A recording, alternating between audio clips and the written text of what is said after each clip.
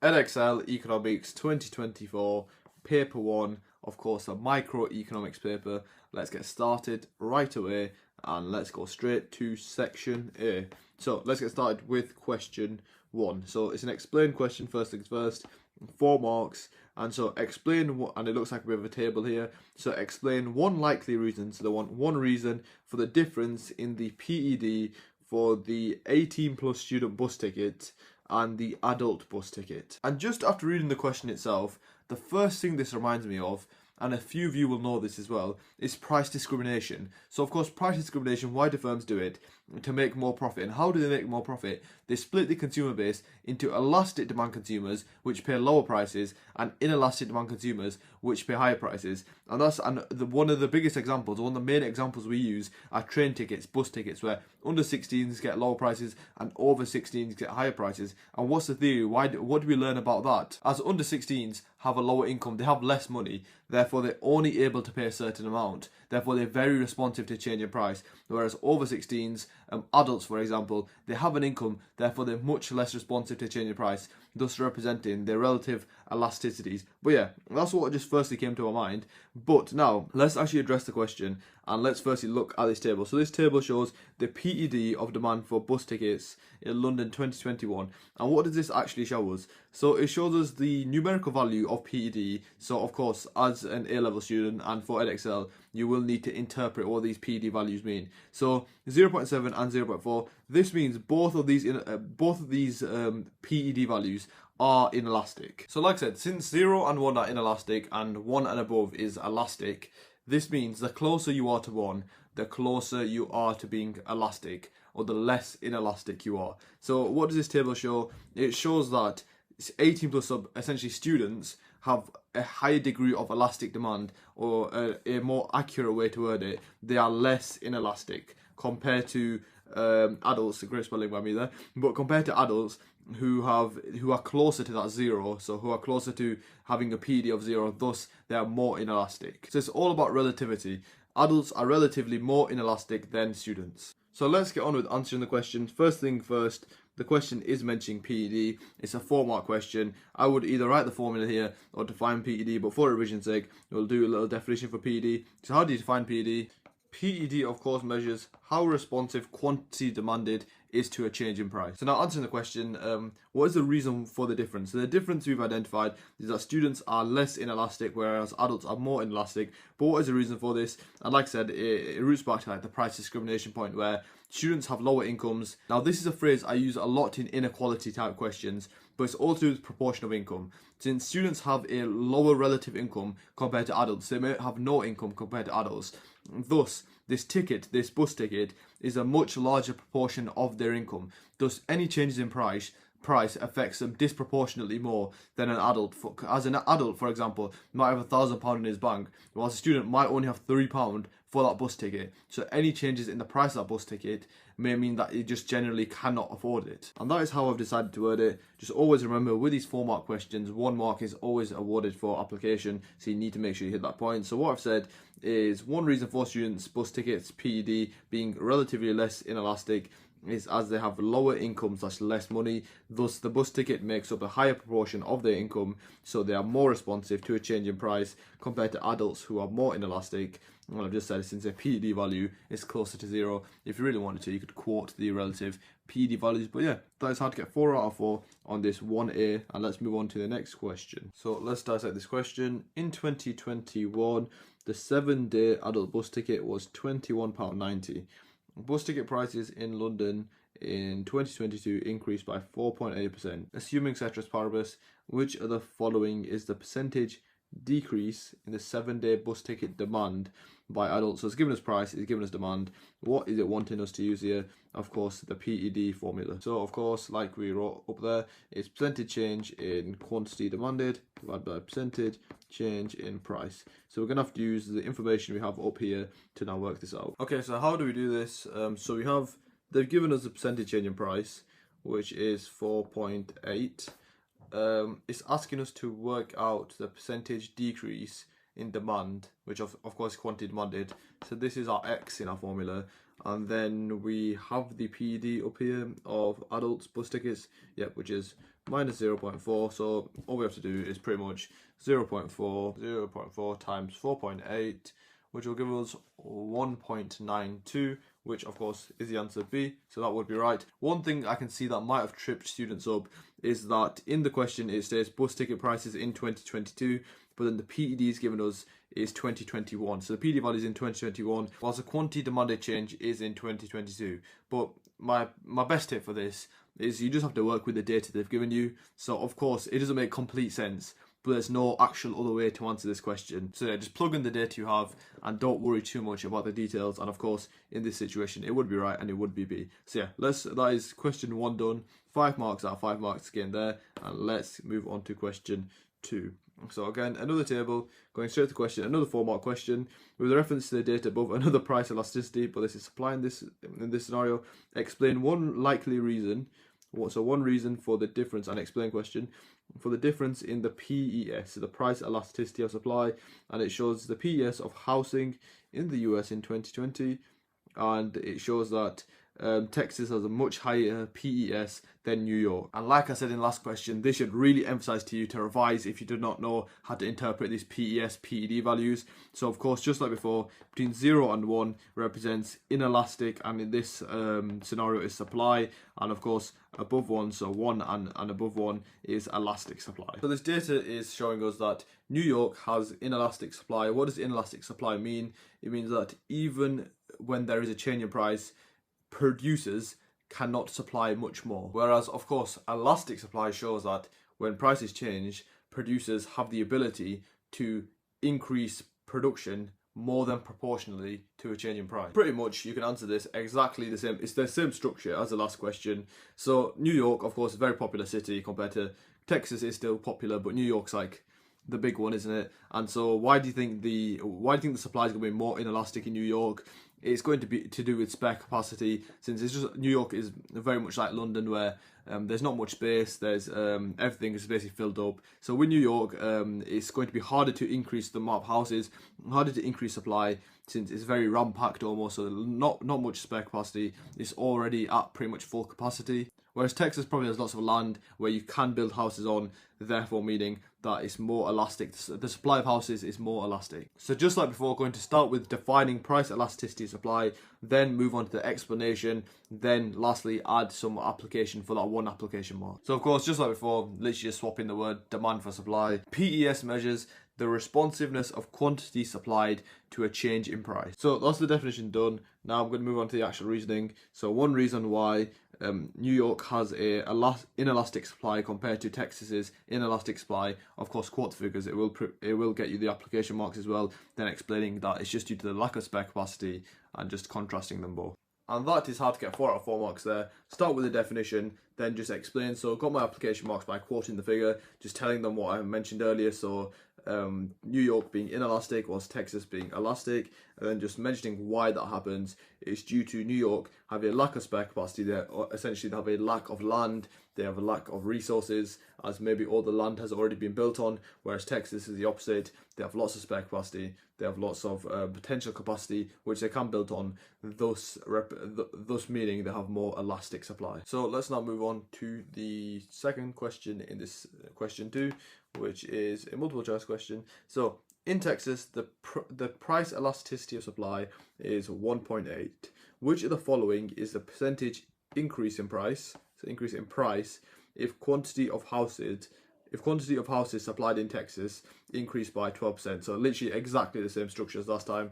We're just using the formula and filling it in again. So what 2 pieces of data we have here? We have the PES here, which is 1.8. So let's fill that in, and then we also have the quantity of house supplied in Texas increased by 12%. So quantity supplied, which of course is the top of the formula, so X. So we need to find out the percentage change in price, the percentage increase in price. So how would we find that out? Of course, you need to know how to manipulate a very simple equation, which all you would do is 12 divided by 1.8, and that would therefore give you 6.6 recurring, which is of course is C, which is 6.67. The simplest way to remember this, since 12 is above, you kind of just do 12 divided by 1.8, and when X is below, you just do it times. And when X is above, you just times them together. But you're not here for a maths lesson. And that is how to get 5 marks out on question 2.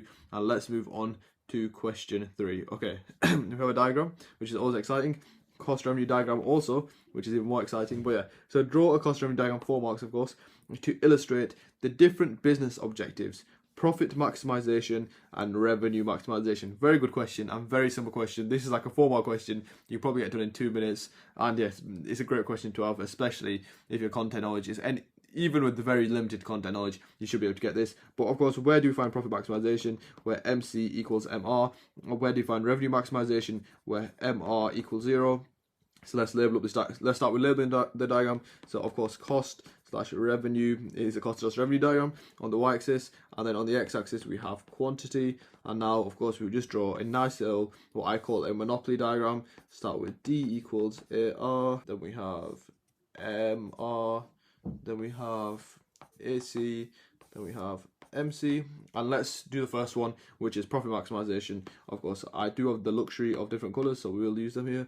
So MC equals MR at this point. I'm going to label this Q mark, then go up from there, which would give me, until I hit the AR curve, then go left from there, which would give me P max. And now let's find the box of super normal profit, which you just go up from Q marks until you hit your AC curve. And that is now the box of super normal profit. Bang, bang, bang. So I'm just going to label this super normal profit. I'm going to say profit maximizing just to make it clear. And then now let's go on to our second objective, which is of course revenue maximizing. Now, where do we find revenue maximization? This is where MR equals 0. And what do we do from there? We go up from where MR equals 0 until we hit our AR curve and go left from there. Now I'm going to label this P rev, and then of course we can label that Q rev. And now, same thing again, let's find that box of super normal profits. How to do that? We go from Q rev, we keep going up until we hit our AC curve, then we go left from there. And now this would give us our second box of super normal profit, which I'm going to put super normal profit, and then revenue max. And that is I need to shed it in.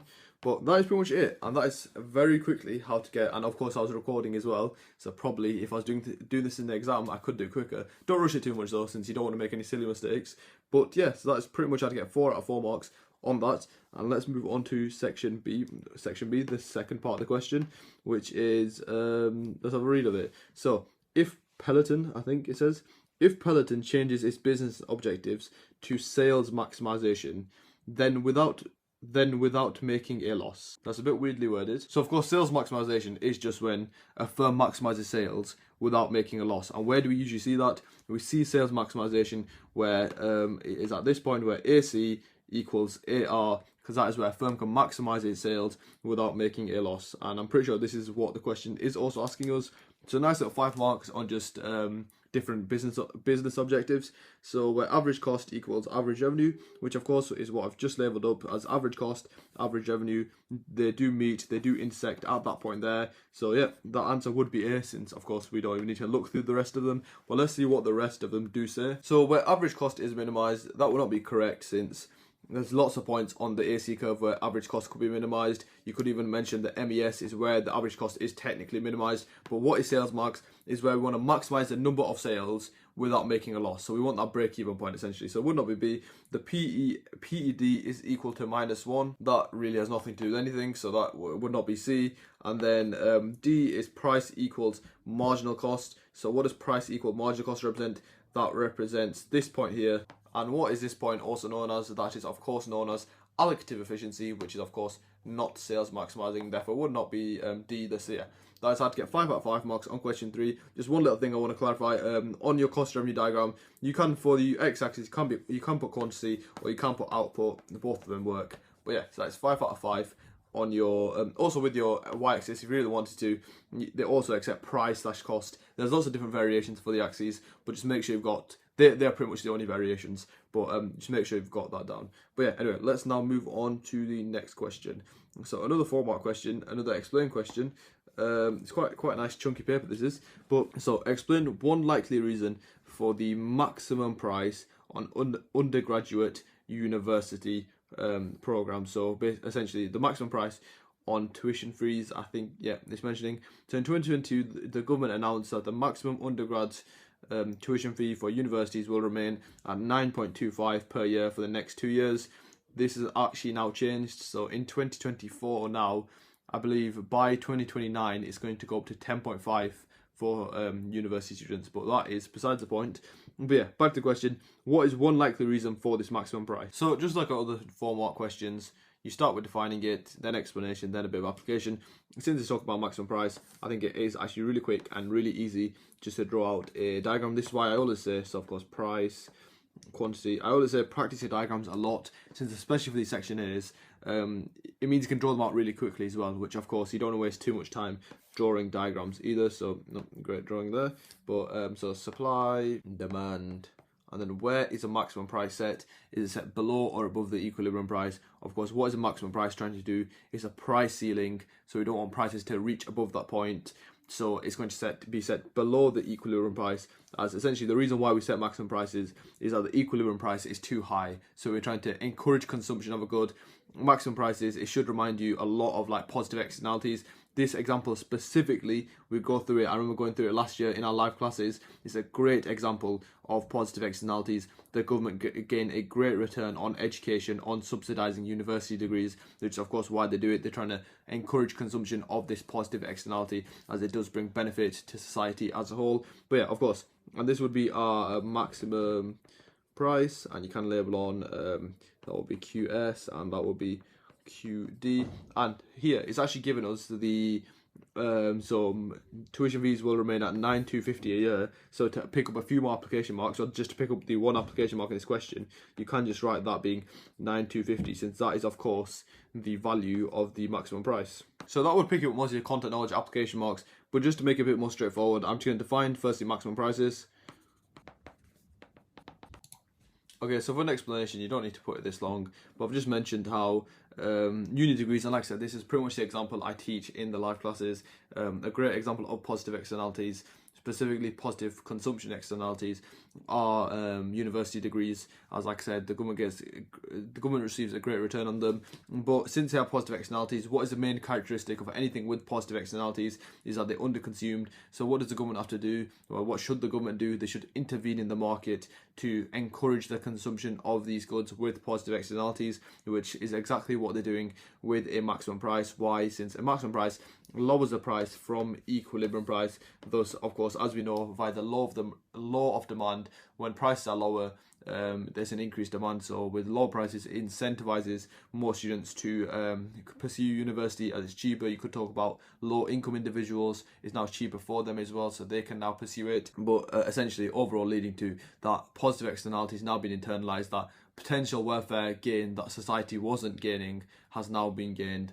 And yeah, it's positive for society. And yeah, that's exactly how I would get 4 marks out of 4 marks on this question. Let's move on to the last 1 marker on this.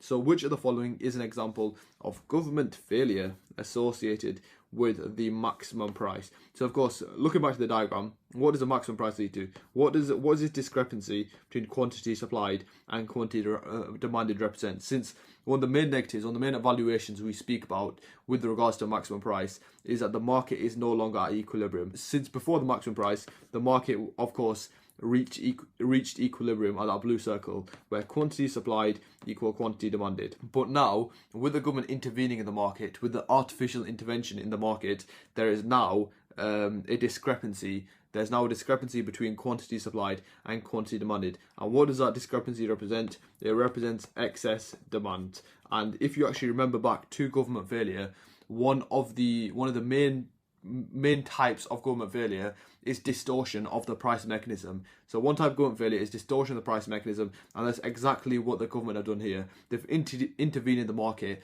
and almost ruined quantity demanded and quantity supplied, since they've set a price ceiling. So the answer for that question would of course be, so there's no actual option for excess demand itself, but B actually looks quite right. Distortion of price signals. So like I mentioned, one of the main types of government failure is distortion of the price mechanism. Another word for that is distortion of price signals. Let's quickly run through the other ones. Contraction in demand, which of course is not correct since there's an extension in demand. There's excess demand. Excess supply, which is incorrect since at lower prices, less producers want to supply. And extension in supply, which of course is incorrect. So yeah. Let's get 5 out of 5 marks on question 4. Now let's move on to the last question in section A, which is looking like a graph question. So largest mortgage lenders in the UK in 2020 by market share. So big graph, you call it a graph, yes. Let's see the question. Another 4 marker to end it off. So with reference to information on the preceding page, very technical terms, explain 4-mark question, the market structure of mortgage lending in the UK. So now we have 1, 2, 3, 4, 5, 6, 7. We have 7 large firms. So an easy way to identify this, anything between 2 to 10 firms can be oligopolistic, and usually the main distinction is the 4-firm concentration ratio. If it's around 60%, it does really indicate an oligopolistic market structure. But let's see if we need to calculate that for the question. So explain the market, so it's asking us, so I've just forgot the question, but explain the market structure of mortgage lending in the UK. So of course, like I said, I would call it oligopolistic, I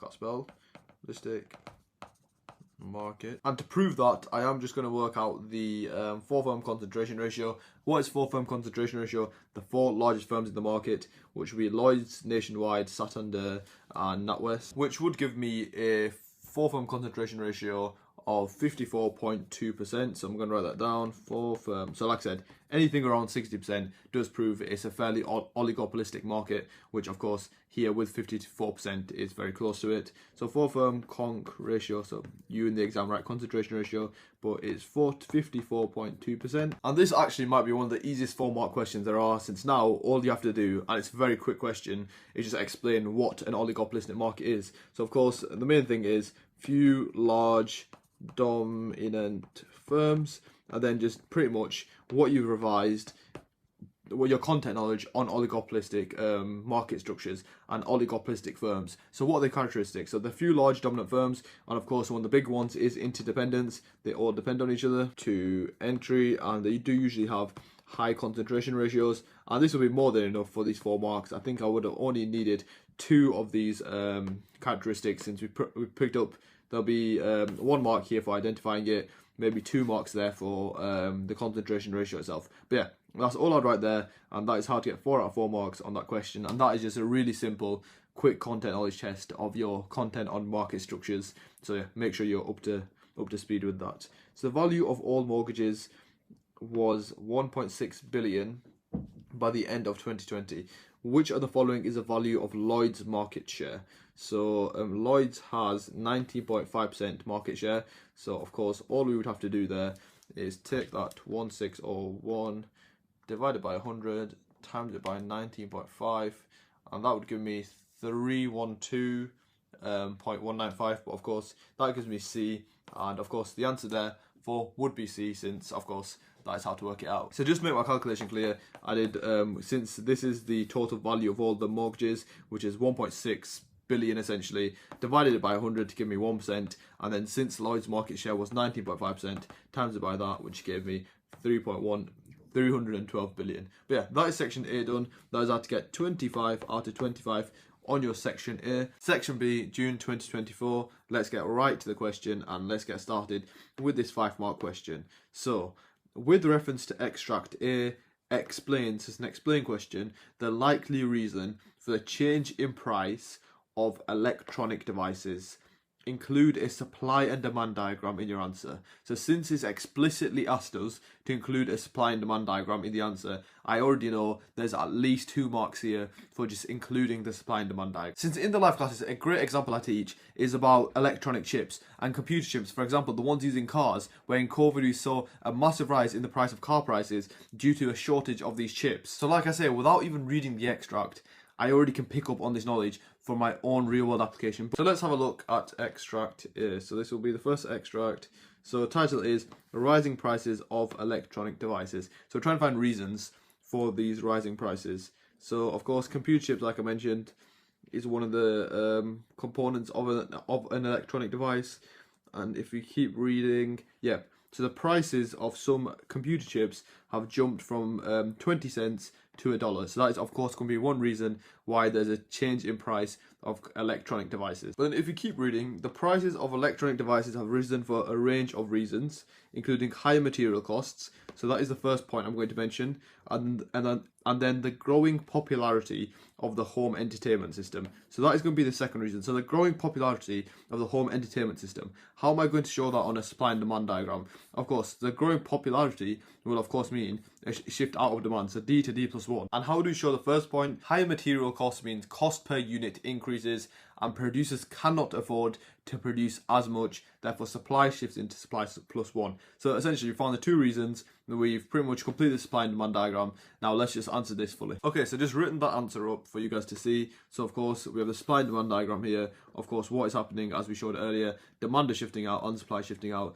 thus leading to an increase in price from PE to P1. But now of course for your 5-mark questions, remember there still are application marks. So when I've written my reasons, I've included a bit of application. So first point, like I said, was what was one of the reasons why there's a change in price of electronic devices. One of them is an increase in price of the computer chips itself, and then I've quoted the extract, again the application mark, from 20 cents to $1, and then kind of explained why that happens. Since there's a higher cost of raw materials, it's going to cause a leftward shift of the supply curve. And for the second point, just of course increased popularity for home entertainment systems, then just included a bit of reasoning there, and that is more than enough for 5 out of 5 marks. And honestly, if you get anything to do with the diagram in your 5-mark question, it's a blessing. It's 2 marks. As long as you've labelled this accurately, done the right things, very easy marks to pick up, and you can get this done very fast and very efficiently. Anyway, that is the 5-mark question done, 6A done. Now let's move on to the 8-mark question. 6B, examine 2 factors. So 8-mark question, if it's 2 factors, we're going to have to do 2 separate paragraphs, which influence the supply of labour in the electronics industry. So via content mastery, you should already be able to recall factors that influence the elasticity or just influence the supply of labour. We have extensive flashcards of that on, that is udoecon.com, cheeky plug. But besides that, what are the factors? So we have things like wage rates. So wage rates of course determine the elasticity or the supply of labour, since if wages are too low, there's no incentive for workers to supply their labour. And then things like skills and qualifications, they very much affect the degree, the elasticity of the supply of labour. Unemployment levels, since if very high unemployment levels, very low unemployment levels, they affect the supply of labour. Also, the things like time frame, short run versus long run, that's also a massive factor that affects the supply of labour. But this question has not it's not directed us to any extracts. But of course, you need to remember, in this 8-mark question, there are 2 application marks. So there will be some information about this in the extracts. You just have to kind of look around a bit more for it. So the first thing I'll do, supply of labour, electronics industry. I'm going to just scan through the titles, see if there's any title that matches with that. So merger, no. Problem waste, no.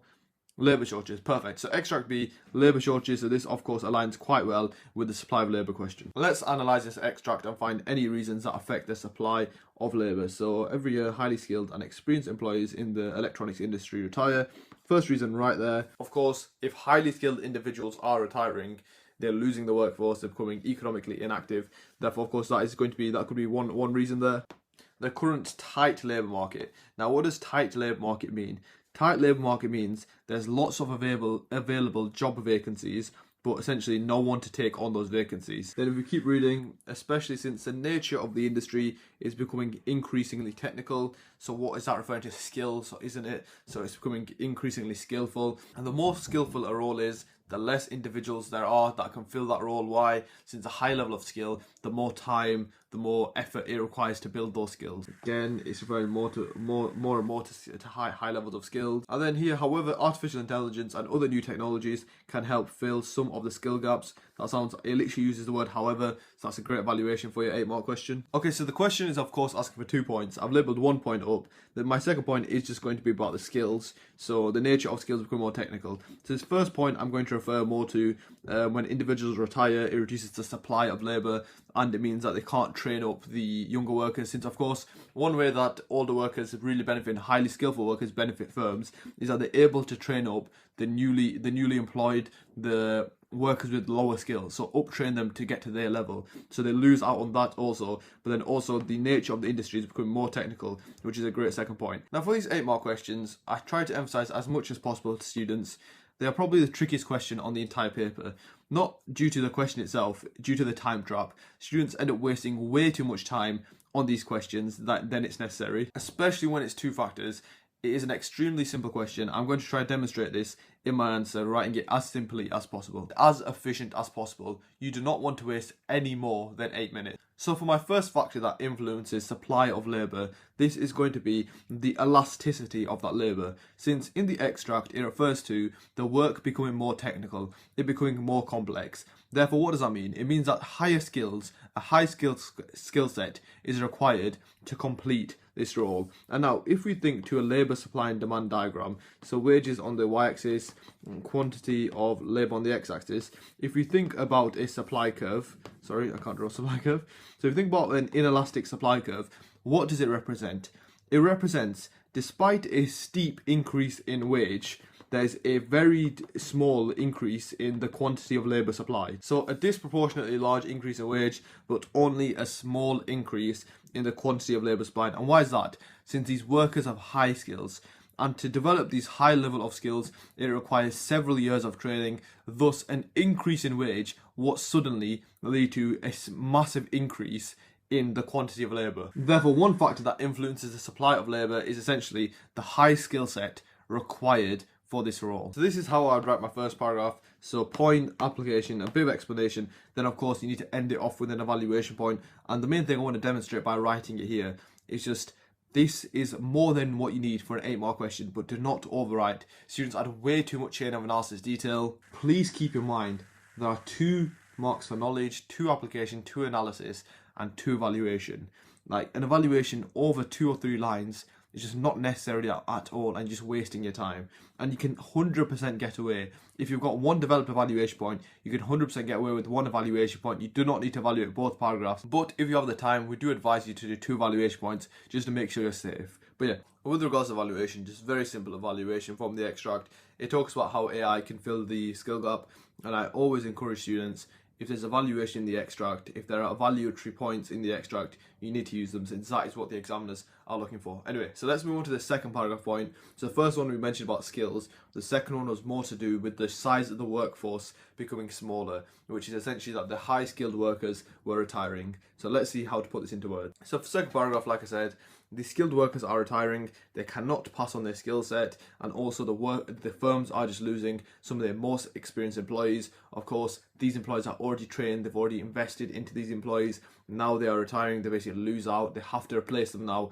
with the new employees, new graduates who do not have the skill set, who need time, who need training to gain that skill set. Then of course a tight labour market, so even though there are lots of opportunities out there, it looks like there's not enough graduates to fill those opportunities. So really like a bad dilemma here. But really simply, this is how I would word it. So one of the factors is a shortage of staff. It's shown by the tight labour market, which indicates ample vacancies but lack of workers to fill them vacancies, and skilled workers retired, which of course reduces the supply of labour, causes an inward shift, reducing the number of workers. Then that is pretty much all I write for analysis. Like I said, there's 2 analysis marks, this 8-mark question, so you do not need much to pick up those marks. But with regards to evaluation, I've talked about the tight labour market, maybe due to the low wages affected by offered by firms, thus lowering the incentive for new graduates to join. So essentially, we say there's lots of vacancies in these firms. The best way to incentivize workers is increasing wages, and the way you can solve this tight labour market is by increasing wages, thus incentivizing workers to join the jobs and take up these roles. But yeah, that is the 8-mark question done. This is, I wouldn't say it's a tricky 8-mark question. It's just a lot of these 8-mark questions are so simple that they're hard. And I do understand when students say that, when they're not very based in theory, there's not much economics theory to say about them, but just stick to the structure, just stick to what they're asking you, just be very transactional with these questions. Yes, they're not really asking you to go into depth with the economics theory, but you just have to accept it. Just go with it, fill in the structure basically, fill in the blanks, and just get done with the questions so you can focus on those questions that actually are skillful, that allow you to show your economics theory. So like the 15, the 25-mark questions. But that is the 8-mark question done. Let's now move on to the 10-mark question. So this is an assess question. Assess whether firms in the electronics industry benefit from economies of scale. I would personally, of course, say yes, since why? In this electronics industry, these are large firms, and when large firms increase their output, what happens? What is the actual definition of economies of scale? It's when output increases, costs fall, or when output increases, long run average costs fall. And that is, of course, and let's see this on the diagram. Output is increasing, and what is happening to costs? Costs are also decreasing. What are some of the reasons for this? In the live classes, I emphasize these two specific economies of scale, since they're the ones in my experience where students pick up the most marks, since they can write the most depth analysis about them. So firstly, purchasing, and then technical. So how do firms in the electronics industry benefit from purchasing economies of scale? So earlier on we were looking at computer chips. So of course, computer chips, they could buy these computer chips in bulk, and we're buying in bulk by having a larger size of the order. What does that mean? It means it increases their bargaining power. Therefore, with this increased bargaining power, they're able to negotiate lower cost per unit. And when they lower their cost per unit, that means their longer run average cost falls. Thus, they are able to exploit these economies of scale. And the same thing with technical economies of scale. So technical economies of scale is where firms invest into specialist capital. And with regards to technical economies of scale, of course, 10-mark question, you are going to need some application. So of course, you can talk about the investment into artificial intelligence, into robots.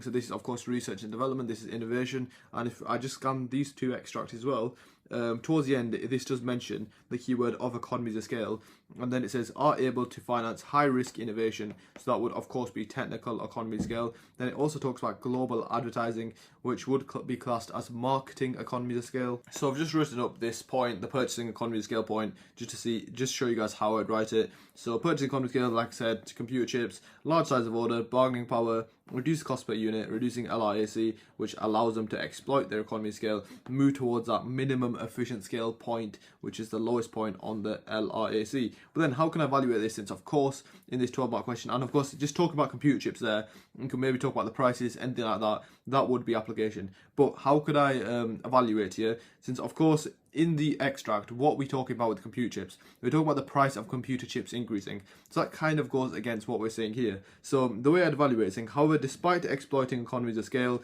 supply chain issues cause computer chips to be more expensive, thus reducing the degree to which the costs are reduced. So essentially, we're doing our best to exploit economies of scale and reduce our prices, but the problem with the supply chains, which is outside our control, is basically massively increasing prices. So it's a really good and a really well thought out evaluation point. And of course here you could also evaluate with diseconomies of scale. The best evaluation point for economy of scale is always going to be diseconomies of scale, but I've chose to reserve that for my second paragraph point. Okay, so with regards to the second paragraph with technical economy of scale, we just have added a bit more detail here. So of course, application marks there. But when firms invest into specialist capital, what is the main thing it improves? It improves a firm's firstly efficiency and then productivity. But productivity is such a simple word you learn really early on in economics in about year 12. But a lot of students forget what the actual meaning of productivity is. Productivity is output per unit time. And if there's one thing you take from this entire paper, just make sure you remember that. Output per unit time is productivity. Thus, if productivity increases, it means more output per unit time. Thus, if you think about a worker, if a firm needs a worker to produce 30 units a day, and now the worker is more productive, instead of spending 8 hours to produce those 30 units, maybe he only needs 6 hours. This, therefore, why does this reduce a firm's costs? Since now they only need to hire him for 6 hours, so they need to hire him for 2 less hours, pay 2 less hours of wages, etc. So that is why it reduces the longer average cost.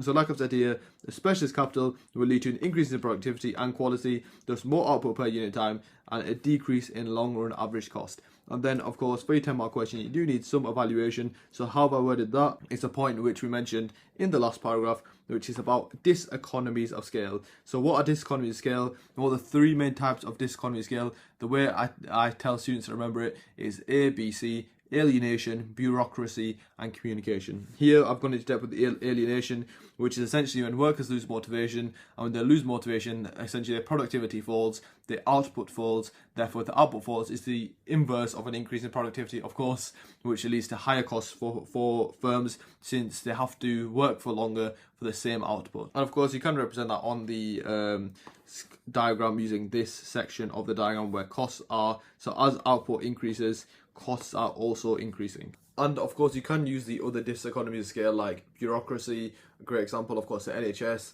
managers of managers, there's managers of managers, so lots of bureaucracy in the NHS wastes hundreds of millions a year. But yeah, there's also different examples here. We'll just go into any single example and prove why it increases the costs. But yeah, That is how I would, to wrap it up, how I would answer the 10-mark question. Moving on to 60 and the 12-mark question. So, discuss the likely concerns of the Competitions Authority, so the CMA, regarding the proposed merger of two companies referred to in Extract C. So from our content knowledge, what are the main problems we know before we look at the extract of mergers, and why do the CMA block mergers? Why do they reject mergers? A great example is the Activision Microsoft merger that the CMA in the UK rejected.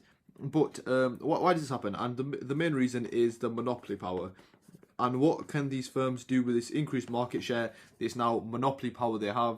They can exploit consumers with that monopoly power. How do they do that? Another great example is a 302 merger. But this increased market share, the monopoly power, means that they can exploit consumers. Why? Since they own so much market share that when they increase prices, consumers are almost forced to buy from them, thus meaning that exploits consumers, worsens consumer welfare, surplus, etc. And that is, of course, something the CMA wants to avoid. What other problem arises from these mergers when these firms are in the same industry? So horizontal integration. So for example, with 302, what was the problem with that? Also, since these firms were in the same industry, they are likely to be competing with each other. Therefore, when they merge, they're no longer competing. So that can lead to a lack of competition. And a lack of competition is a great chain of analysis. You can pretty much direct it anywhere you want it to go, but main thing it leads to a lack of innovation, worse in quality, worse in consumer outcomes in the end. But let's have a look at Extract C to see what it is actually referring to. The serious concerns over the merger, and let's see if there's anything good in here. So this extract isn't the best, but I just want to make sure we really understand what's going on. So firstly, they've said this merger is going to reduce choice. That's a massive thing. Reduce choice for firms, reduce choice for consumers, and then of course it's also said it's going to push up prices. They can use these details for the application marks. Okay, so let's get started with the first paragraph. So how monopoly power is going to exploit consumers. But the way to get started with this, define and show your knowledge on CMA. So what is the CMA? The Competition and Markets Authority. They have merger policy. And what is merger policy? Is if the two merging firms are joining together and these firms have over a combined market share of over 25% or a combined annual turnover of over 70 million, the CMA, it launches a phase 1 investigation. And of course, these are two rivals joining from the UK and US, and then this is a 29.5 billion deal. So of course, this will be investigated. And why do they investigate it? To make sure consumers are protected and no one is being exploited. And why do the CMA block these mergers? As they judge that it's going to damage competition or it's going to exploit consumers. And here, knowing some real world application can really help. Like I said, Microsoft Activision, that was blocked. 302, that was also blocked. More recently, well, around 2021, Sainsbury's and Asda. Sainsbury's and Asda was 2019, sorry, just checked. But yeah, why was that blocked? They had a combined market share of 31%. So the CMA deemed that it could affect firstly competition, and then it could exploit consumers. Okay, so let's get started with this paragraph. So of course we're talking about monopoly power. We have to include the monopoly diagram. It's going to just emphasize and add to that, add so much more depth to that chain of analysis. Okay, so of course cost / revenue on your y-axis, output / quantity, whatever you want to put on your x-axis. Then let's just quickly get this diagram drawn. So D equals AR, MR, AC, MC. Quickly get profit maximization labeled up. Okay, so that's our box of super normal profit. Bang, bang, bang. So how would I word this paragraph? So one concern that the CMA may have regarding the proposed merger of these two companies is it could lead to exploitation of consumers. So that is my main point. Now, onto the application stage of the paragraph. So here, I'm just going to throw in some general applications. So like I said, I'll throw in the Sainsbury's as an example. They had 31% market share and the CMA rejected it. But now I'm going to go on to the chain of analysis. The CMA has launched an investigation into ARM and Nvidia and the 29 billion deal. Since, of course, the CMA investigates any merger over 70 million annual turnover.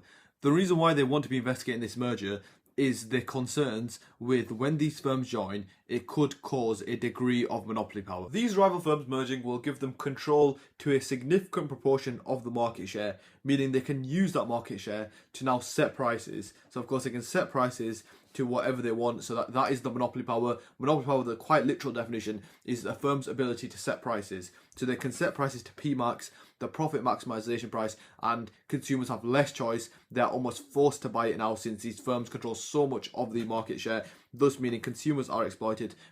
Other firms who buy these computer chips off Nvidia, off ARM, are now being exploited with higher prices. And of course, if you want to get technical with the diagram, what you can also label up, you can label up this triangle here. What does this triangle represent? This triangle represents the deadweight welfare loss. And of course, that is why the CMA will have concerns about these mergers. But moving on to valuation. In what scenarios could these mergers be positive? So of course, we've drawn a monopoly diagram, we've labelled up the supernova profit, we have to mention it, and of course it is dynamic efficiency. And how can we use dynamic efficiency point here? So with these firms merging, they're of course going to be making large supernova profits, and if they choose to invest these supernova profits into research and development, they can therefore become dynamically efficient. Therefore, in the long run, so you could say, however, it depends on the time frame, as in the short run, yes, they will be exploiting consumers. However, in the long run, if they're investing into dynamic efficiency, it means the quality of goods are improving, and in the long run, it could mean goods become cheaper because they invest into research and development. Maybe they find a really cheap way to make these computer chips, thus allowing them to translate these reduced costs onto firms, onto consumers. So the long run benefits of dynamic efficiency could outweigh the short run costs of consumers being exploited. And this is a classic example of what Microsoft did. Microsoft had court cases where they were arguing that they were exploiting, that the court was arguing that Microsoft are exploiting consumers, but Microsoft argued that they're investing into dynamic efficiency. And of course, now we can see this, Windows computers everywhere, and this like 40 years down the line, Microsoft would definitely, and they massively improve the quality of computers, of like technology. So you can really develop that dynamic efficiency point. Another massive one you could also talk about, so a positive of these mergers, is of course the extract specifically mentions these are, I think it specifically mentions these are two of the largest firms, I believe it mentioned somewhere. So they're of course rival firms, but of course you can assume that they're massive by the 29.5 billion deal. So of course you could also mention the economies of scale. With Nvidia taking over ARM, they can maybe get these computer chips cheaper. They can exploit purchasing economy of scale larger. They can exploit more technical economy of scale, more marketing, more risk bearing. Essentially, they can exploit all the economies of scale to a further extent. Thus, meaning their longer average cost falls, meaning they become more and more efficient. So with lower costs, they therefore could translate this onto consumers, onto firms with lower prices. And of course, the extract actually does mention this as well. Large electronic firms benefit from economies of scale, and then it talks about marketing and technical. Also, another great point you could mention is a firm's objectives. So business objectives, since we're assuming that these firms will now use this market share to profit maximize, but instead, as we know from business objectives, they could revenue maximize, sales maximize, they could be actively efficient, they could be productively efficient, etc, etc. So they could pursue essentially lots of different pricing strategies, meaning consumers are not exploiting, thus acting as a really good evaluation to our original point. And that is more than enough evaluation for that first paragraph. Let's get started with the second paragraph, which is of course the main point is lack of competition. Now, why is lack of competition a massive concern? And remember, this extract itself actually does state that these two firms are rival. The main problem with the lack of competition is firms become lazy. And what is the economic word for lazy? Is inefficient. So firms, like we can demonstrate on the diagram, they may become inefficient, or like we can of course see on just the economies of scale, they start suffering from diseconomies of scale. Since with no direct competitor, with no rival, it means there's no one pushing them to that new level. There's no reason to innovate. There's no reason to invest into new technologies. There's no reason to try cut your cost since you're already on top of the market. But why does this concern the CMA? Since these higher costs, so for example, if Nvidia ARM is now suffering from diseconomies of scale, they have higher costs. These higher costs are likely to be passed on to the consumer in the forms of higher prices,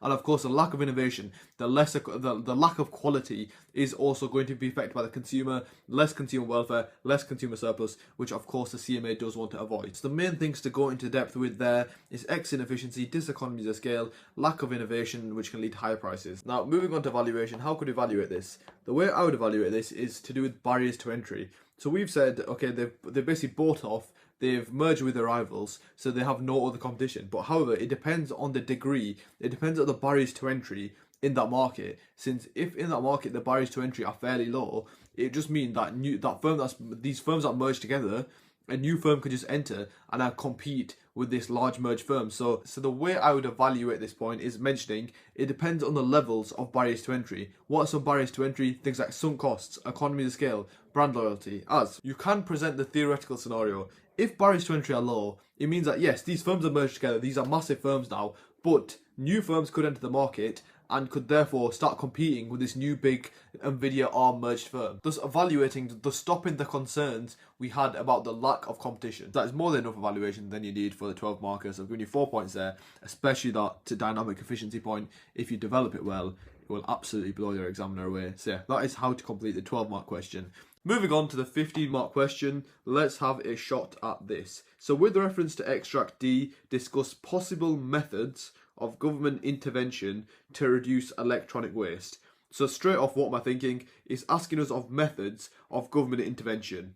What does that remind you of? What topic does that remind you of? Straight off the bat, that reminds me of market failure. Since why do governments intervene in the market? The governments intervene in the market to try to solve the market. And it's usually since there is some sort of market failure they're trying to solve. For example, sugar tax, things like that. That is an example of a market failure where the government has to intervene to solve or internalise that negative externality.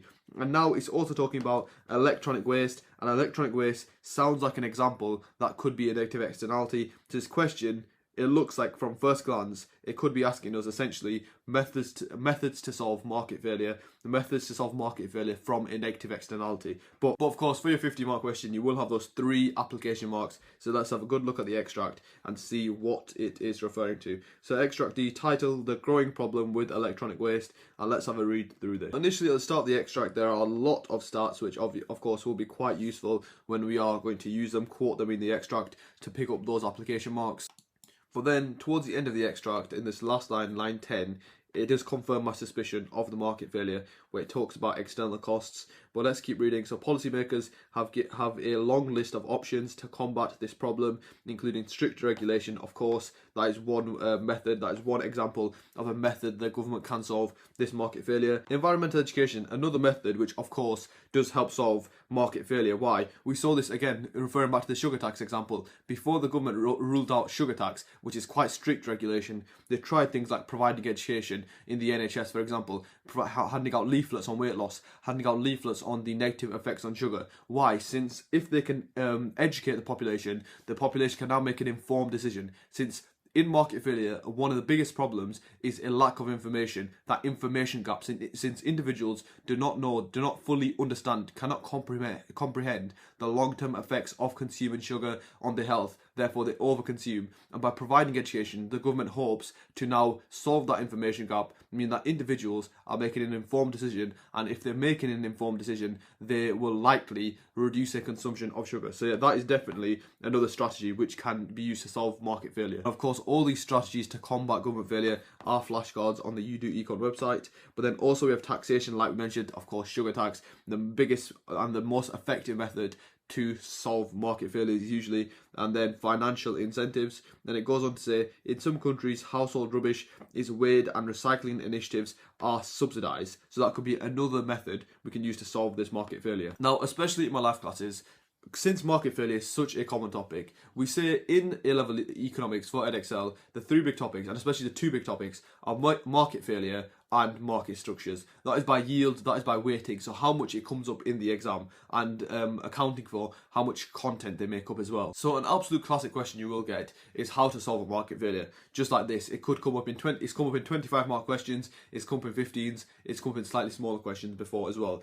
And what I advise students in the live classes is, if possible, always use these 2 policies, which is the main one is tax. The reason why I advise tax, massive chain of analysis. Of course, you can draw the diagram, the negative externality diagram with a tax, pick up a lot of marks from that. And if you've practiced that paragraph, you know how to implement the diagram. It's an absolute A-star paragraph. Then the second one, of course, you can use a range of different policies. So here they've listed a few like regulation, providing education. But there's, of course, lots more like pollution permits. There are maximum, minimum prices, etc., etc. But the one I suggest students to use, which is actually listed here, is of course subsidies. Now subsidies, it is quite a year 12 topic, but if you know how to develop it, if you know how to add the correct depth, if you know how to draw the diagram and manipulate the diagram well, it can be a really great A-star paragraph. So they are the two big topics. They're the two big points I would, if you're writing a market failure essay, I would focus on those two main points. Okay, so like I said, the two methods I'm going to use for this question, the two paragraphs I'm going to write is, number one is a tax. And if you want to be specific, what type of tax is this going to be? Of course, it is going to be an indirect tax. Pretty much in market failure, whenever you speak about a tax, it is always an indirect tax. And who am I going to tax? So now I'm going to read the extract and see who is going to be most appropriate to put this tax on. Whether it's most appropriate to put it on, let's have a look. So I would set this tax on electronics themselves. What does that mean? If you set a tax on electronics themselves, it means it's more expensive for producers to produce electronics. This means, of course, producers are likely to pass on that increased price, that increased cost to consumers. And then how does this affect consumers? As we know, the law of demand, so if you look at the demand curve, there's an inverse relationship between price and quantity demanded. So as price increases, quantity demanded falls. So now with electronics being more expensive, it means people, consumers, households will demand less electronics. If they demand less electronics, it means less electronics are purchased. If there's less electronics purchased, of course there's less electronics to waste. Therefore, we can reduce the wastage of electronics by individuals just purchasing less electronics. Also, if electronics are more expensive, individuals, households are more incentivized to keep hold of that good, to keep using that good, since of course electronics are very expensive now with the tax, so there's a very low incentive to go buy new electronic and just throw this one away. There's more incentive to try reuse, try to find another usage for this good. Therefore, of course, reducing the waste of electronics. Let's get started with answering the question. Of course, we're talking about market failure, externalities, taxes. We have to include the diagram here. It's of utmost importance. Why? Your chain of analysis without the diagram, the amount of marks you can get without this diagram are very limited. With the diagram, there's no upper limit, of course. The upper limit is 15, but it just means that you can achieve the highest band. But yeah, so on your y-axis, of course, since this is an externality diagram, it's cost/benefit on your y-axis, quantity, output, whatever you want to put on your x-axis. But yeah, let's get started with this. So firstly, simple demand curve, but in your negative externality diagrams, what does your demand curve equal? Demand equals marginal private benefit, which also equals marginal social benefit. So they are both equal. And then we have our supply curve, which supply equals marginal private cost. And then we have our marginal social cost curve, which is above, is a higher cost/benefit than our marginal private cost. So this is marginal social cost. And that is, for very simply, that is an externality diagram completed, the curve's completed, but now we add that next level of depth, which allows us to develop that chain of analysis. So let's get this diagram labeled up. Of course, initially we have our market equilibrium, where supply equals demand, where marginal private benefit equals marginal social benefit equals marginal private cost. So this is, of course, just going to label this QE, and then of course where marginal social cost equals demand, this is now our socially efficient equilibrium. This is our equilibrium best for society. I'm going to label that QSE. So what is the difference between QSE and QE? This is the overproduction, the level of overproduction, which I am of course going to label on and just label it up, overproduction. And what does this overproduction between QSE and QE create?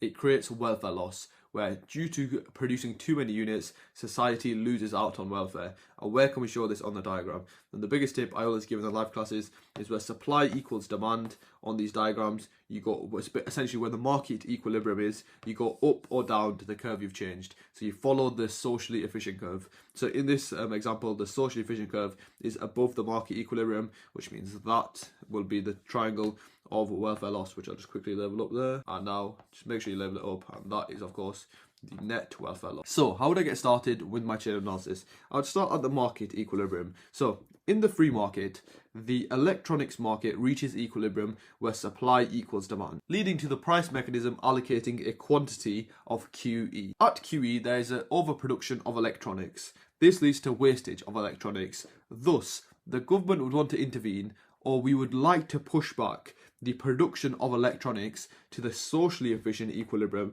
which is at that point there. Why? Since at the socially efficient equilibrium, there's less production of electronics. Thus, like I explained to you before, if there's less production, there's a few reasons why there's actually going to be less wastage. So if they're producing less, it means that it'll of course push price up, therefore leading to less demand less demand leads to less wastage. This overproduction between QSE and QE leads to external costs.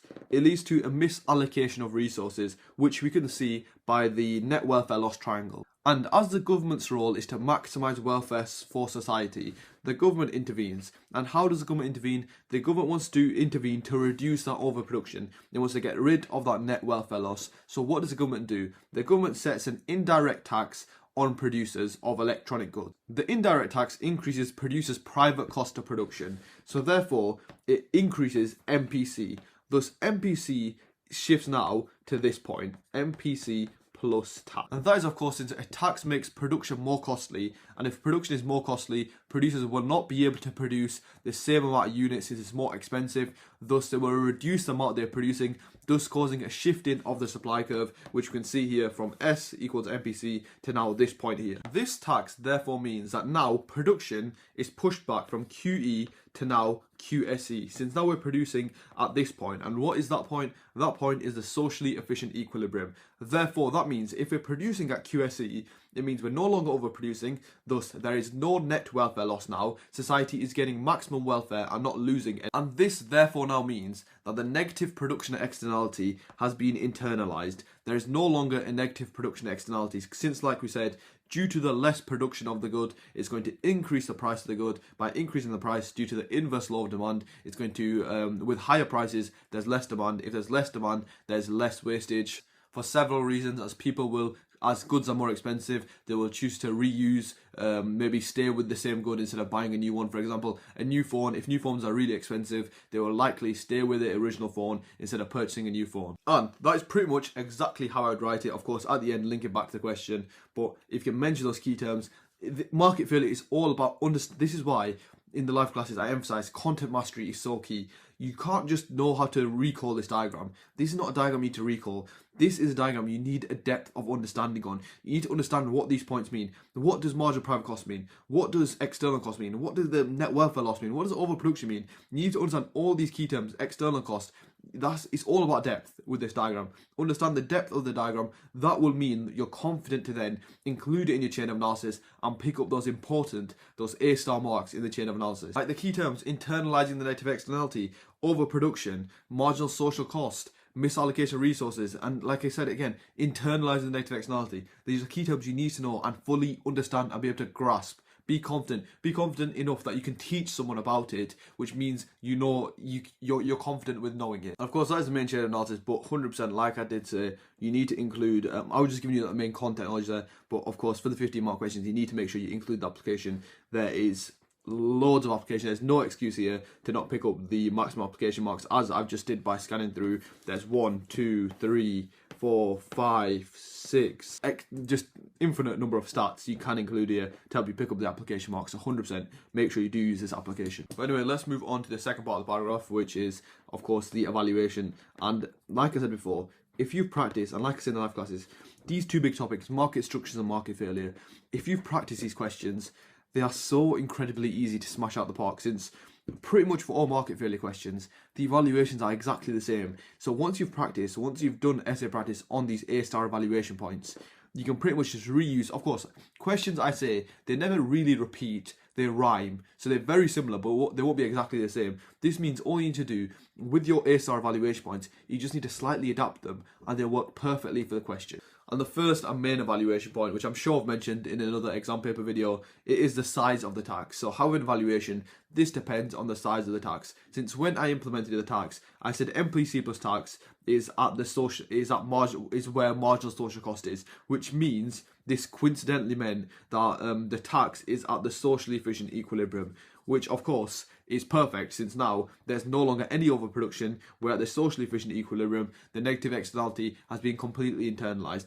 But in reality, the government has imperfect information. There is no way to quantify where the socially efficient equilibrium is. Thus, the government essentially just have to make their best guess at where the socially efficient equilibrium is and try set the tax equal to that, which of course, as a few of you might be thinking, this can definitely lead to government failure, since if the government determine the socially efficient equilibrium at the wrong point, they may set the tax too large or they may set the tax too small, and of course in both scenarios they're problematic and again causing government failure. Now the main scenario I would speak about in the chain of analysis is, and the most possible scenario is if the government set the tax too small. And what is the problem if they set the tax here, where the green line is, so where MPC plus tax is? This of course would mean that the negative externality has not been internalised, since of course if you look at this green triangle I'm going to draw, that shows still the remaining net welfare loss, and of course there is still a slight overproduction from QE to QE1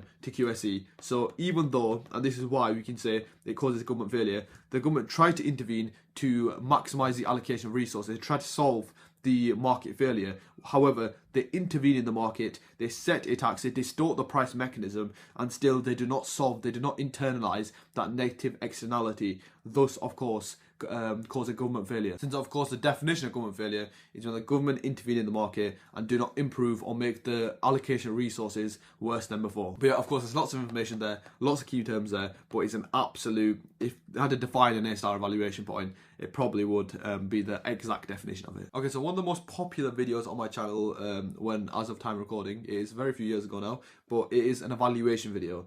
And one of the main things I mentioned in that evaluation video is always question the assumptions. And I mention it all the time. Economics is built upon assumptions. Literally the first thing you learn in year 12 is ceteris paribus, which is an assumption. And here, like I always say, read through your chain of analysis and then try to get your evaluation since it's specific. One of the main assumptions we made in our chain of analysis was that by the government setting a tax on producers, that tax is going to be passed on to consumers. So that is usually what happens. So when you set a tax on producers, the producers are going to transfer that price, that cost of the tax onto consumers with higher prices. But of course, that is an assumption and it does not always happen, since in this scenario, the producers could just firm the tax. They could just take it on and take reduced profits and take reduced profit margins, thus meaning the price for consumers' electronics would not increase at all, thus meaning if we use the inverse law of demand to explain that quantity demanded would decrease, therefore the amount of wastage would decrease, but if the price does not change, it means quantity demanded stays exactly the same, which means wastage does not also change, which of course acts as a perfect evaluation point to our point. So the way I'd word it is, however, in evaluation, this depends on the assumption that producers would pass on the cost of the tax to consumers, and that is an absolute great evaluation point. And for those of you who know what this means, it's essentially talking about the tax incidence.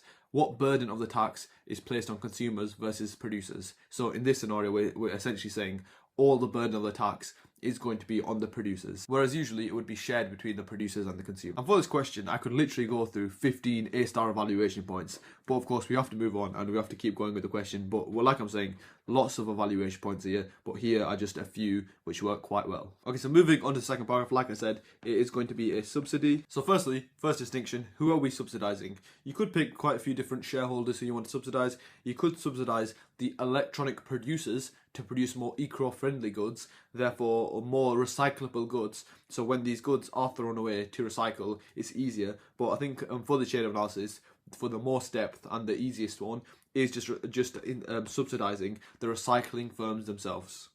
Okay, so when we subsidise a firm, how does it affect a firm? By subsidising a firm, of course, what does it do? It causes the cost of production for these producers to be lowered. So a producer's cost of production is lowered. So how do we show that on a diagram? Of course, we show that by the supply curve shifting out from, these are a bit of wonky supply curves, but you show that by shifting out the supply curve from S to S plus subsidy. Now, of course, we have our demand curve as well. Now, by the subsidy lowering the producer's cost of production, this increases profitability for the firm. And if we go back to one of our main assumptions is that firms are profit maximizers. And if firms are profit maximizers, if now they have increased profitability, what are they likely to do? They want to maximize on that profitability, so they're going to produce more units. Essentially, with lower costs, there's a clear incentive to increase output. Why? Since there's that potential that they will make profit. Thus what we see on the subsidy diagram. We see quantity increasing from QE, which is before the subsidy, to now QSE. And of course, a little trick I always tend to tell students in the live classes is, in this scenario, we're specifically talking about subsidizing recycling firms. So just add that bit of application to your diagram. So what we can do is, instead of quantity, we can say quantity of recycling firms or recycling goods, and then for price we can say price of recycling goods. So just small little things, but it does give you that just a bit more application. And of course, the shift out from supply to S plus sub does also lower the market price.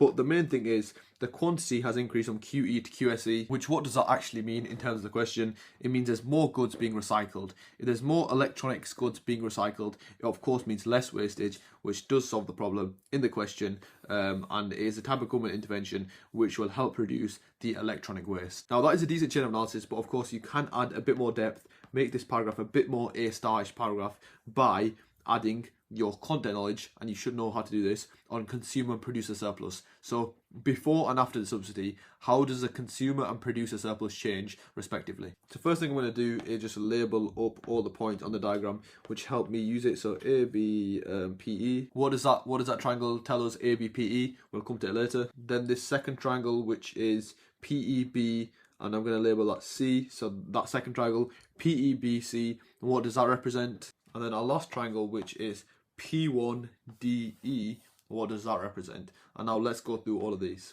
Now, a really early tip I give to students, which of course when you're at the level of A stars, is you've pretty much, you know how to do this perfectly, but especially for year 12 students, I really try to emphasize for students, and it's a classical mistake, especially if you're stuck on C's, B's, is that students do not include their diagram enough in their question. So pretty much every single point you label on your diagram, every bit of welfare loss, every quantity you talk about on your diagram, you label on your diagram, you need to somehow find the use of that in your analysis. Since one of the main limitations, one of the main problems with students is that they're constantly telling me, I don't know how to develop my chain of analysis, I have nothing to say.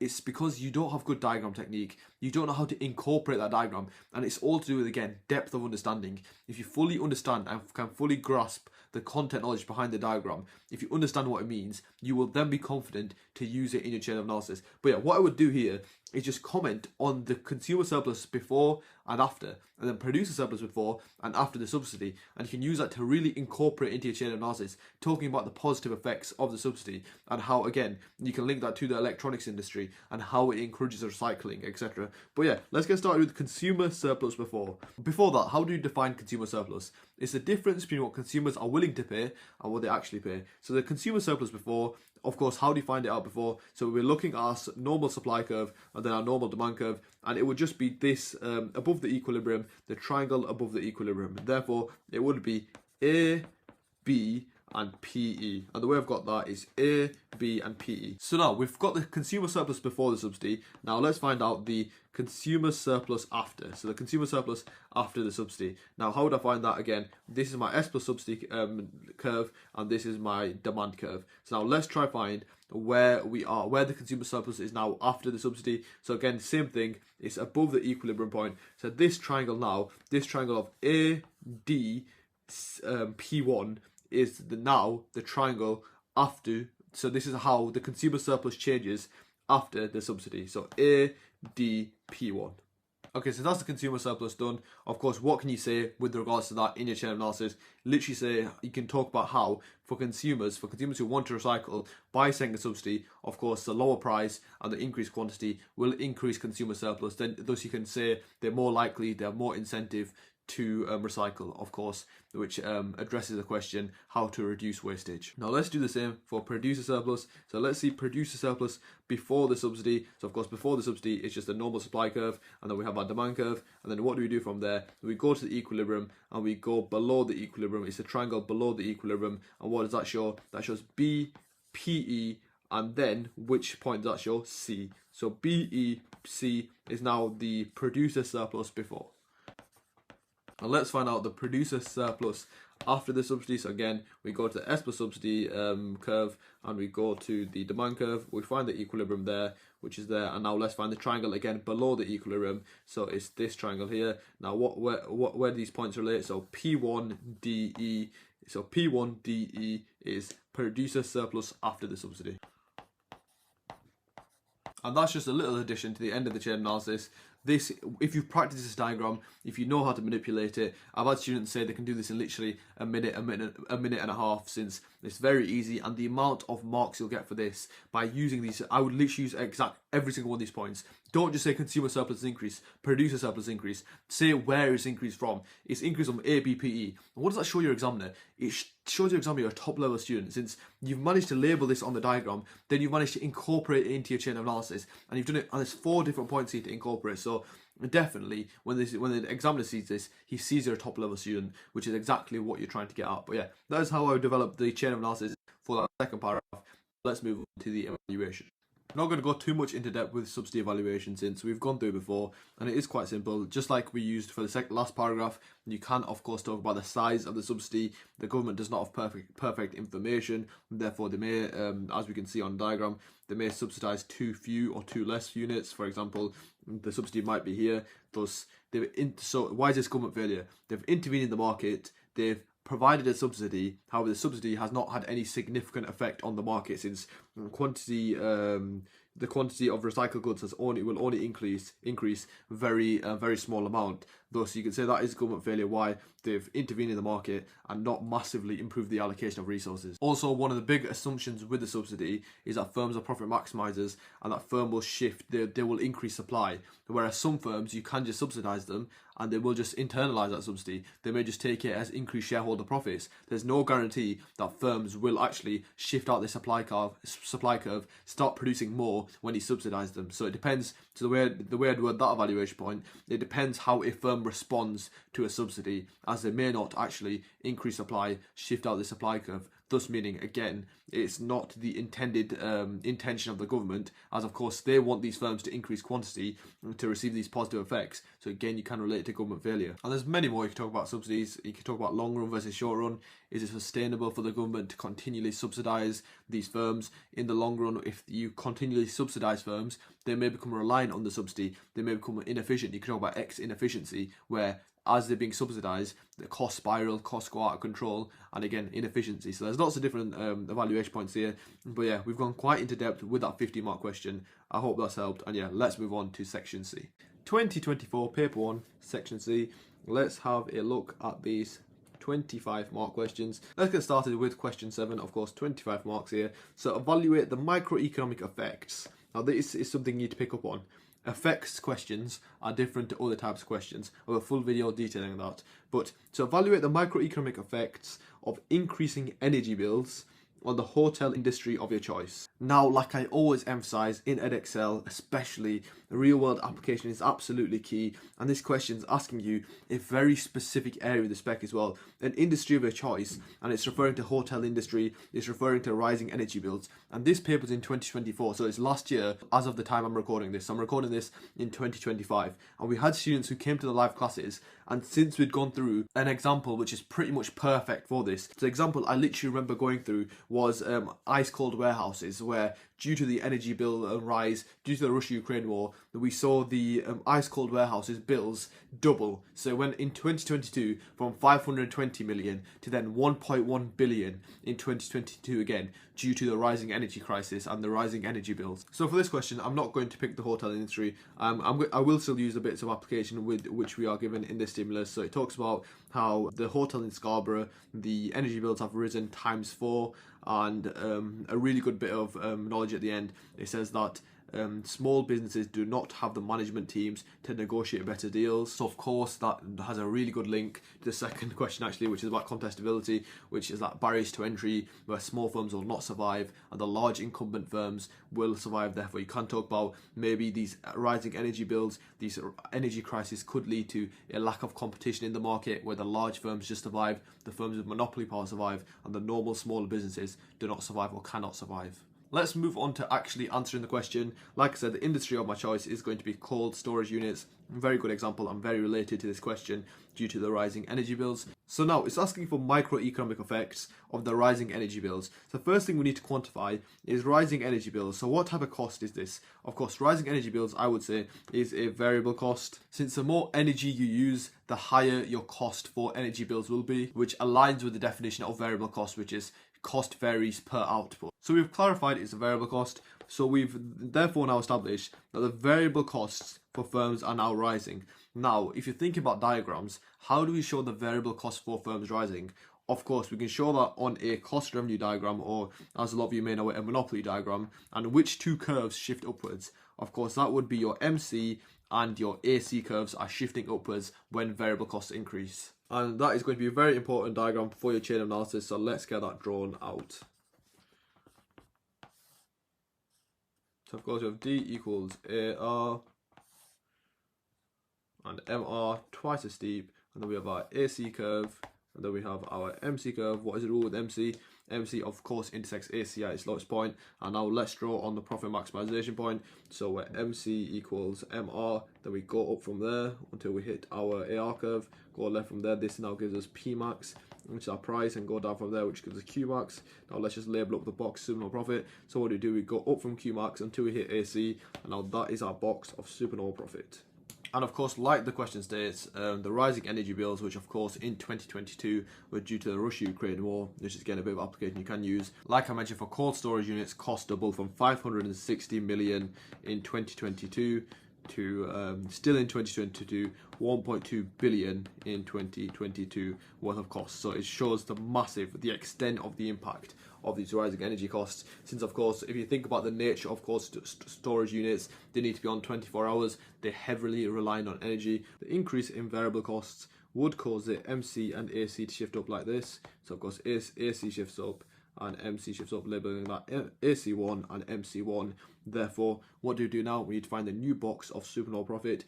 How do you do that? Where MC equals MR again, but where MC1 equals MR, which is now this point here. We go down yet again to find Q max 1, and then we have P max if we keep going up. So we have a smaller box of supernova profit. But now this of course depends on how you want to navigate your chain of analysis. Since if you want to talk about in your chain of analysis these firms are making a loss, so that's a really good chain of analysis where you can talk about how when these energy prices have doubled, it means these firms are making significant losses, therefore are forced to close. Of course, what you'd have to do is just put your AC curve slightly higher. So just make sure your AC curve is above your new price. So new price is P max. But if the AC curve is somewhere here, for example, if we get rid of this AC1, of course, what we do to determine the profits, we go from Q max 1 and keep going up until we hit an IR curve, which is now the price, P max 1. But now to find the costs, we keep going until we hit our cost curve, which is now this. So now this blue box here would represent what? That would represent losses. That would be the losses the firms are making after an increase in costs. So depending on your chain of analysis, you could manipulate this diagram to show what you want it to show. So if you're going to talk about losses, you can of course shift AC up to slightly higher, so it's higher than your price. Therefore, for every unit the firm is selling, they're making a loss. Then you could mention things like short run shutdown point, which is really interesting and a really good point to mention. But yeah, there's lots of different ways you can manipulate this diagram. You can show losses, you can show they're just breaking even. You can of course show they are making profits, but then smaller profits in proportion to their profits before. So how would I actually write this in a chain of analysis? Firstly, we're talking about the rising energy bills. But before we speak about that, I just want you to introduce a diagram. Ignore MC1, AC1. Just talk about the normal diagram, the normal equilibrium the firm, this cold storage units reach. So before basically the rising energy bills, we get a price of P max and a quantity of Q max, therefore leading to this box of supernova profit. Then introduce in 2022, with the Russia-Ukraine war, with the rising energy bills, the firms in the cold storage units saw a massive increase in costs. Then you can quote this in 2022, cost doubled, and we can see this by an increase, and that was an increase in variable costs. As you can see, MC and AC will shift up. Then you can talk about how when a firm profit maximizes, now they are making a loss. Now this is where you can link it to a very small part of spec, where whenever I do live classes every single year, students always neglect this part, and I teach it like they've never seen it before. So it's 3.3.4, which is referring to shutdown points. And what does that actually mean? Let's think to what AVC means, average variable cost, the cost per unit. So if your price drops below your average variable cost, we say in economics, this firm should shut down. Why? Since for every single other unit this firm sells, it's making a loss on every single unit. Thus, to minimize the losses, we want to shut down as soon as possible. And you could mention this massive increase in costs could cause firms' price to be lower than their average variable costs. Thus, smaller firms are forced to shut down as they cannot continue to make a loss. So essentially the effect, the microeconomic effect, is that small firms are forced to shut down. Whereas if you remember back to the stimulus, it says that small businesses do not have energy management teams to negotiate with the energy companies better deals. And another effect you can talk about in this paragraph or the next paragraph is on competition. As of course, these small firms, as they cannot negotiate better contracts with these energy firms, are forced to close down. Therefore, of course, that reduces the competition in the market, and these large firms who have the money to make a loss in the short run can also negotiate. They have the economies of scale. They can negotiate these contracts with these large energy firms, since these firms if you think about purchasing economy of scale, they bulk buy lots of energy, therefore can negotiate lower prices, thus can maintain their stay in the market. They will not have to close down. Thus, you can also say another massive effect is a massive reduction in competition and increasing barriers to entry in the market. Which, of course, if you want to link it further on, it depends. Like I said, you can do this in two separate paragraphs. You can say this lack of competition therefore can lead to an establishment of monopoly power in the market, since all the small firms are forced out, and only the firms who can make a loss, who are the large firms that can negotiate lower costs, are able to stay in the market, thus of course reducing consumer choice, worsening allocative efficiency, etc. Okay, so now we've presented quite a few points. When I'm moving on to the evaluation stage of our essay or of our paragraph, how would we evaluate this? I think a really great and a really in-depth evaluation point here would of course be depends on the degree of dynamic efficiency. Why does that work so well? This is as if firms are extremely dynamically efficient, if they invest into research and development, they innovate, it can reduce their dependency on traditional energy. For example, them investing heavily into solar panels or alternative routes of energy, thus meaning they are not affected by external shocks like the Russia-Ukraine war, thus meaning that the rising costs don't affect them as much, the variable costs don't increase as much, and in the long run they could become independent from the external shocks of energy bills, thus meaning it will not have the negative effects like a reduction in competition. It will not force small firms out of the market. Another great evaluation point here, it depends on the PED of storage services, since we could mention and we could draw literally a demand curve with an inelastic PED. Why? Since we could say, however, in evaluation, it depends on the elasticity of the PED of storage units. Why? Since if these goods are demanded, if this service is demanded inelastically. For example, if you're a butcher, you need a cold space to store your meat, or you literally will not be able to sell it. So thus meaning the demand is fairly inelastic. So you could say, due to this inelasticity of demand, it means that consumers are forced to purchase it. Well, firms, businesses, households, they're forced to purchase this service. Thus meaning these cold storage units can significantly increase price to combat the rising costs, and due to the inelasticity of demand, there will only be a small reduction in quantity demanded, thus meaning despite the higher costs, they can basically increase price proportionally to combat those costs, meaning that the increase in costs will have no effect on profit margins, will have no effect on firms, thus meaning small firms do not have to leave the market, there will be no reduction in competition, etc. So it depends on the PED of demand for storage units or whatever example you did use. And another point is, of course, with regards to the diagram, if we're looking at the variable costs, the shifting up of MC and AC, we're just assuming how much the extent to which MC and AC are increasing are shifting upwards. In reality, even if there is a doubling in the energy costs, MC and AC may only be shifting up to there, for example, thus meaning the extent, they may not be making losses, they may still be making some degree of super low profits. You can 100% mention the extent, the proportion of the bills before, so the extent to which the variable costs are increasing for firms. And of course, this is a slightly tricky question, but it's a great question for revision, just to make sure you've got some industry examples, and for example, for your paper 2, you've got solid country examples, solid fact files for your paper, as this question really does emphasize, if you don't know a solid industry, you are absolutely screwed, and you essentially have no way to really answer this question or get anywhere near the top marks. Let's move on to the second 25-mark question of this paper. So, evaluate the level of contestability in the fragrance industry. or another industry of your choice. Now, this, at time of recording, is of course last year's paper, and I remember speaking to examiners right after the paper. It's an absolutely horribly answered question, and why is that? And the main reason for that is very similar. If you go back and look at the 2022 paper, the 15-mark question in the section B, that also refers to contestability, and again, a lot of students had the same problem there. So it's a recurring problem with this part of the spec, and I know why. Since students just seem to neglect this part of the spec a lot, since it's a very small part of the spec, but like this shows, and a very recent example, you can get 15-mark questions in 2022 on it, and then in this example, a full 25-mark question. And it refers to specifically this spec point, 3.4.7, but what specifically about it? It's mainly the difference between, this is the problem, students will probably have revised this, but again, this is why the live classes are so important, since you don't just need to revise the spec points, you need to actually know how it comes up in exams and how you're asked about it, what the high yield bits of this spec point actually are. So students would have revised contestability, but then the main bit of the spec point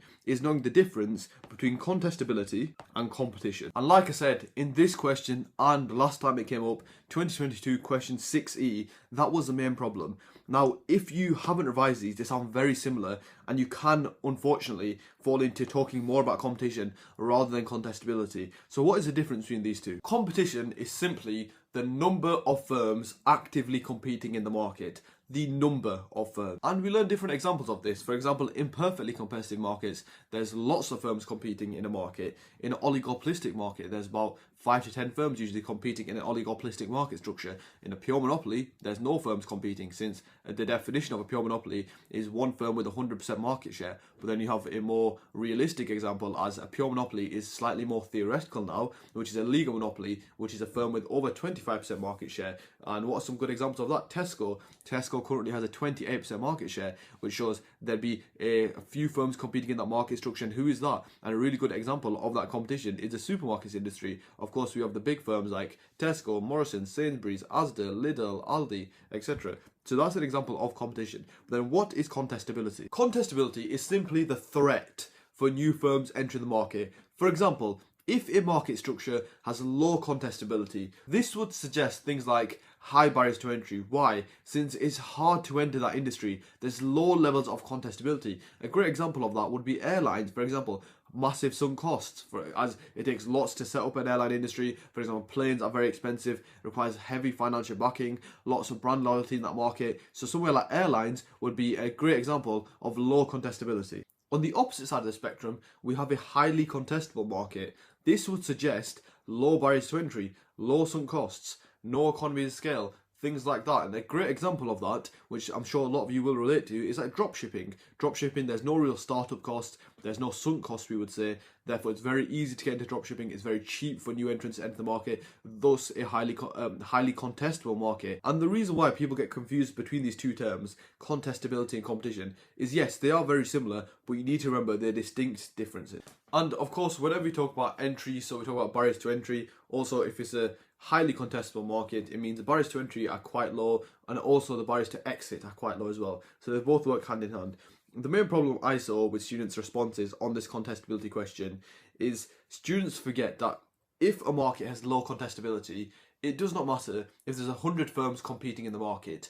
Contestability is totally separate from competition. You need to remember this. A market can have very low levels of contestability, but can be highly competitive. So there might be 1,000 firms competing in a market, even though it's very hard to enter the market. And that's what confused a lot of students in this question. And to quote Edexcel directly in response to this question, in a contestable market, it is not the number of firms that is important, but the ease to which a potential competition can become actual competition. So it does not matter about the number of firms, it's all about how easily or potential competition can become actual competition. Back onto the question, so we've cleared up this main misconception, which will of course allow us to now achieve that top level, that 20 plus, as if you are getting confused between contestability and competition, you will be totally limited, won't score anywhere near the top marks. But of course, this question is still asking us to refer to an industry of our choice. In the live classes, we pretty much teach two examples for this. The first one is, of course, the supermarkets example, which I'm sure a lot of you are quite familiar with.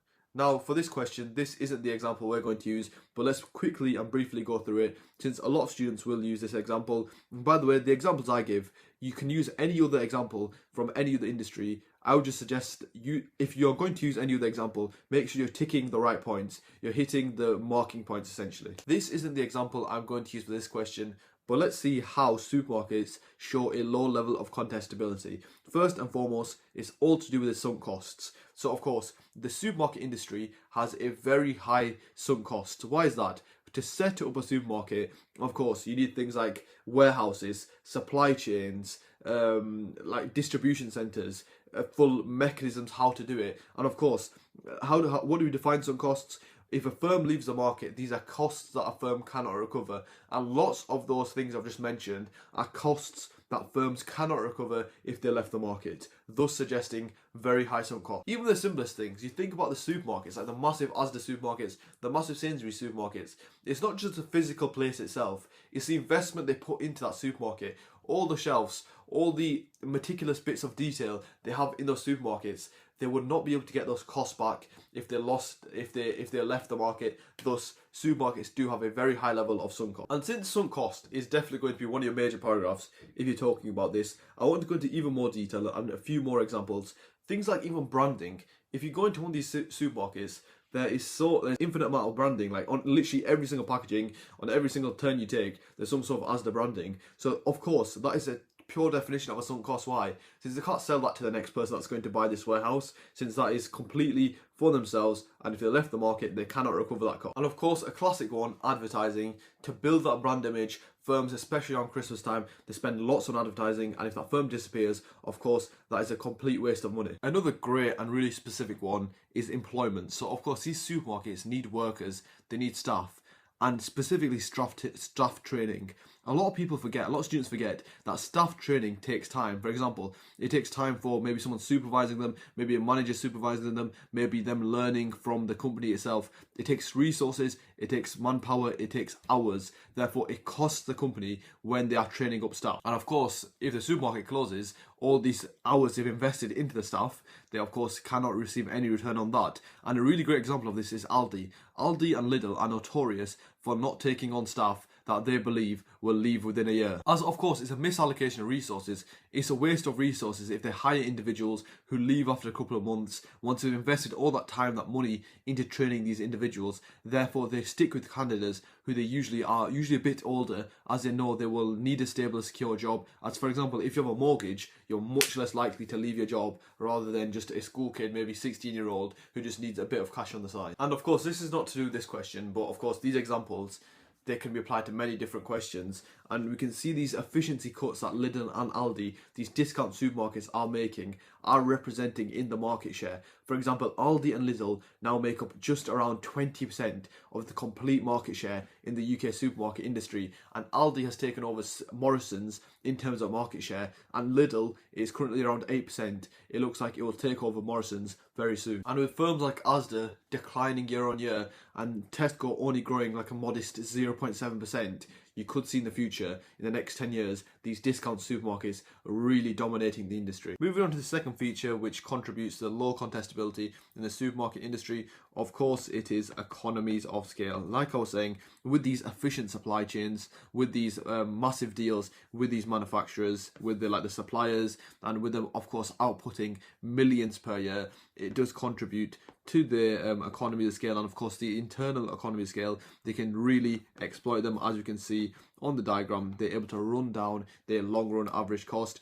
How do they do that? With things like the main economy of scale I always talk about, purchasing economy of scale. They have massive bulk buying power. You can even talk about how supermarkets have a degree of monopoly power over suppliers in the UK, especially of like milk and wheat in the UK. Since, for example, like the big 7 supermarkets, they buy most of the supplies of farmers. Therefore, they can act collectively as a monopoly, and they have monopoly buying power where they set the prices they want to pay these farmers, and the farmers, due to the lack of other options, they almost have to accept. So again, but onto economy scale, of course, purchasing, they're bulk buy. Then we have technical economies of scale, for example, specialist capital, even things like self-scan. What did they do? Of course, they replaced workers' jobs, but it's specialist capital, which yet what has it done? It's reduced cost for the firm, therefore made them more efficient and again lowered their cost. For example, just to emphasize this, and a nice little stat which your examiner will appreciate if you do remember it, we throw it in the life classes often, is 4 pints of milk in the UK. If you go to Tesco, buy some semi-skimmed milk, cost you about £1.55. And this is estimated to cost Tesco about 87p. Now, of course, that is neglecting the overhead costs, which of distribution, but that is a main stat which you can use to mention where they can use their monopoly power, they can use their purchasing economy scale to run down the prices, to run down the costs, therefore allow them to make that overhead. And in that scenario, they make a profit of around 68p, 69p, I believe. But yeah, it's a really good start and a nice unique one. Also, with regards to the smaller economies of scale, you could mention marketing economies of scale. Of course, Tesco, Asda, they have massive online presences, and one of the main, and just massive presences in general. And one of the reasons for that is years, decades of advertising. Now, if you think about the big four supermarkets, Tesco, Asda, Sainsbury's, how do they have such a large presence in the UK? It's just due to decades of advertising. Now, how are they able to justify this advertising? It's due to the output and just how marketing economies of scale suggests. They're able to spread these advertising costs over thousands, millions of units,